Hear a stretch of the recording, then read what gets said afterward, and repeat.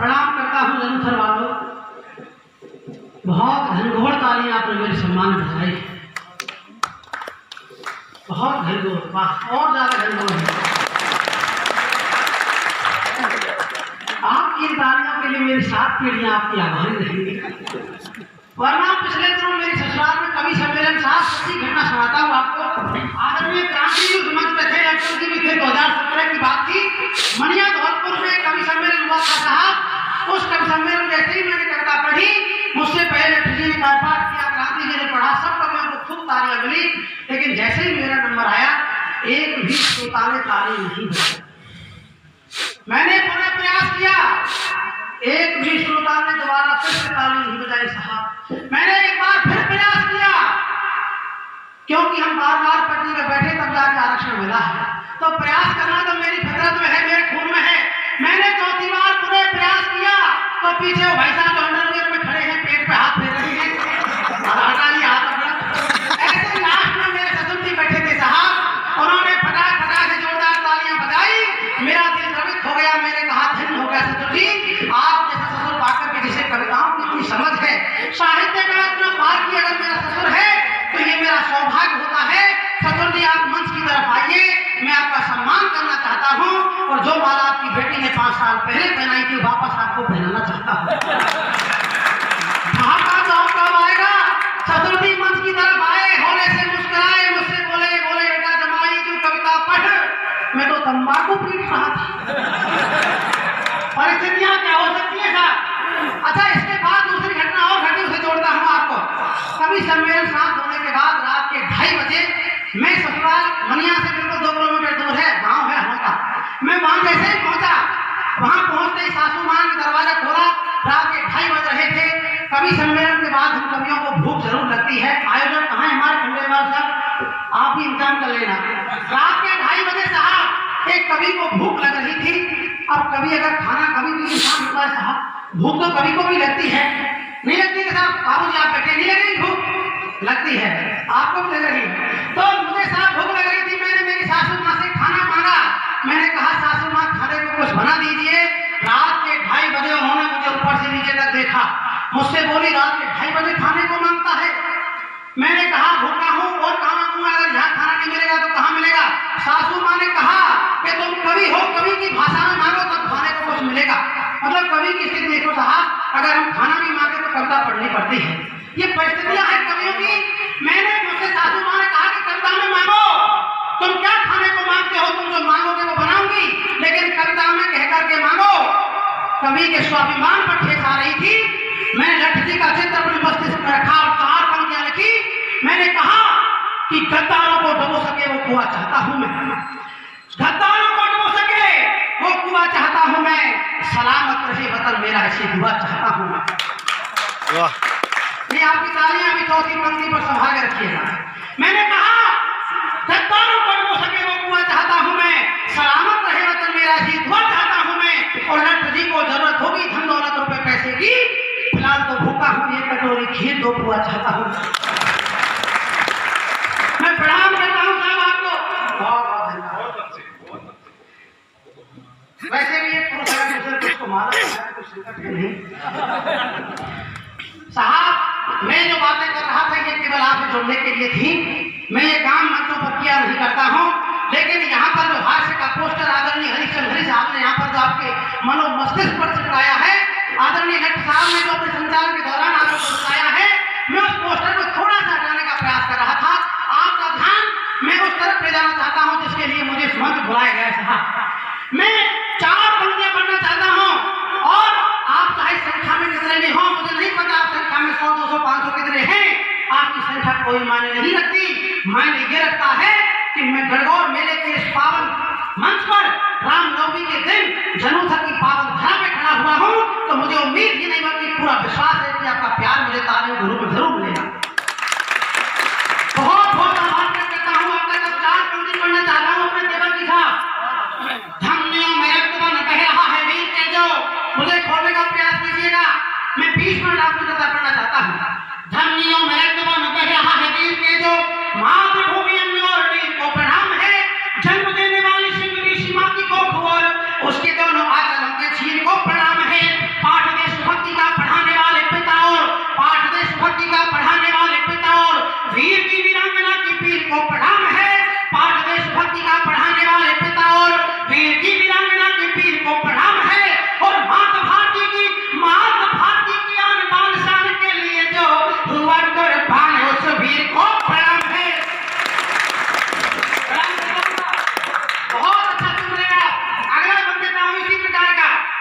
मात भारती की आन बान शान के लिए जो हुआ कुर्बान उस वीर को प्रणाम है।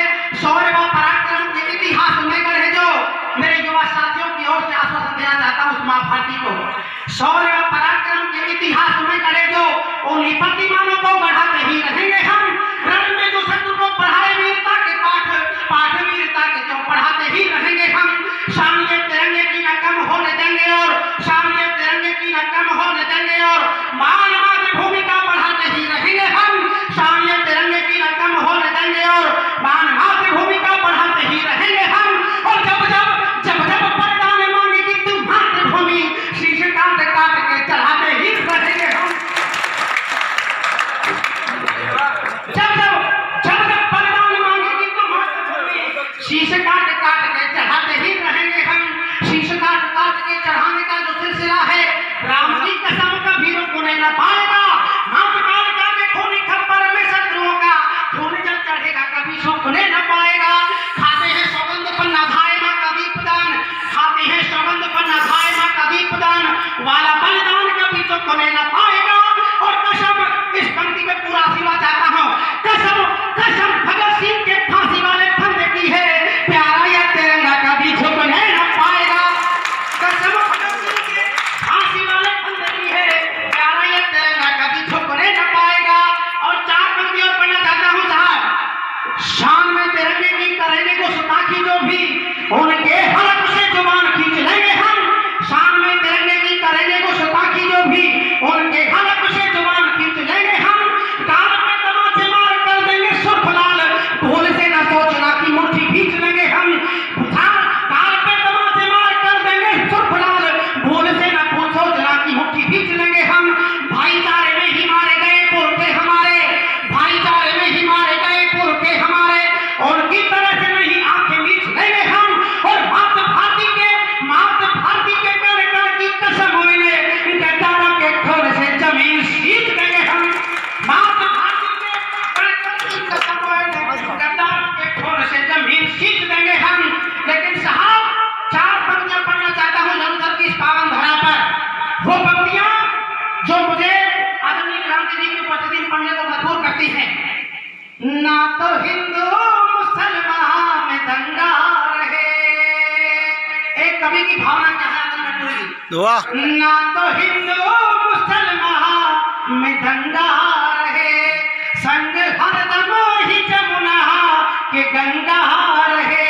ना तो हिंदू मुसलमान में दंगा रहे, संग हरदम ही जमुना के गंगा रहे। मेरे दिल की तो है बस तमन्ना यही, सारे झंडों से ऊंचा तिरंगा रहे, सारे झंडों से ऊंचा तिरंगा रहे। और उस तिरंगे को हिंदुस्तान की आजादी में कुछ लोग कह देते हैं, नदी के एक छोर से दूसरे छोर ले जाना चाहता हूँ साहब। कुछ लोग कह देते हैं कि यदि हमें आजादी बिना खड़ग बिना ढाल साबरमती के लाल तुमने कर दिया कमाल, तब कहीं सदन पीड़ा होती है साहब, तब कहीं सदन पीड़ा होती है, वेदना होती है साहब। मैं मानता हूँ कि हमें आजादी दी चरखे से भी मिली, लेकिन अगर हम ये कहें कि हमें चरखे से ही पूरी आजादी मिल गई, खड़ग और ढाल का इस्तेमाल नहीं हुआ, तो ये उन 7 लाख क्रांतिकारियों के मुंह पर तमाचा होगा जिन्होंने आजादी के हवन को अपने प्राणों की आहुति दे दी साहब। आपकी तालियों में सिद्धों से कमजोर है, उनके सम्मान में एक बार दोनों हाथ ऊपर उठा करके उन शहीदों के सम्मान बजाए। मैं बहुत बहुत आभार प्रकट करता हूँ आपका साहब। और मैं 4 पंक्तियों में बताना चाहता हूँ हिंदुस्तान को आजादी कैसे मिली। साल सैकड़ों से व्याप्त था अधीनता का काल, मुश्किलों से मिली संविधान की स्वतंत्रता। कैसे मिली स्वतंत्रता आदरणीय मिश्रा जी? साल सैकड़ों से व्याप्त था अधीनता का काल, मुश्किलों से मिली संविधान की स्वतंत्रता। रंग दे बसंती गाने वालों ने गवाए प्राण, मिली तब राष्ट्रगीत गान की स्वतंत्रता। रंग दे बसंती गाने वालों ने गवाए प्राण, मिली तब राष्ट्रगीत गान की स्वतंत्रता। चरखे चलाने से तो वस्त्र बांधते हैं मित्रों, किस चीज से क्या बना करता है? अगर मैंने सही कहा हो तो चौथी पंक्ति का सिवा चाहता हूँ। चरखे चलाने से तो वस्त्र बांधते हैं मित्र, मिलती नहीं है स्वाभिमान की स्वतंत्रता। चरखे चलाने से तो वस्त्र बांधते हैं मित्र, मिलती नहीं है स्वाभिमान की स्वतंत्रता। और कई लाखों क्रांतिकारियों ने देहदान दिए, तब जाके मिली हिंदुस्तान की स्वतंत्रता। कई लाखों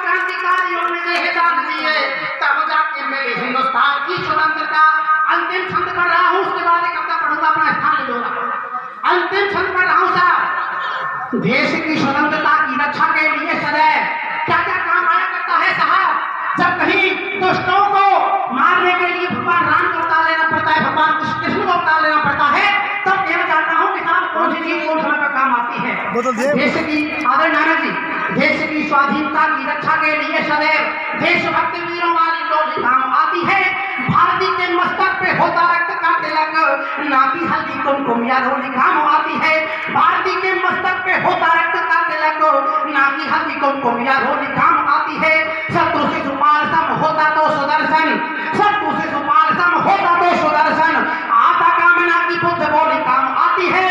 और चौथी पंक्ति समझ में आ जाए तो पूरे सदन का आशीर्वाद चाहता हूँ। शत्रु से सुपाल सम होता तो सुदर्शन, आता कामना की बुद्ध बोली काम आती है।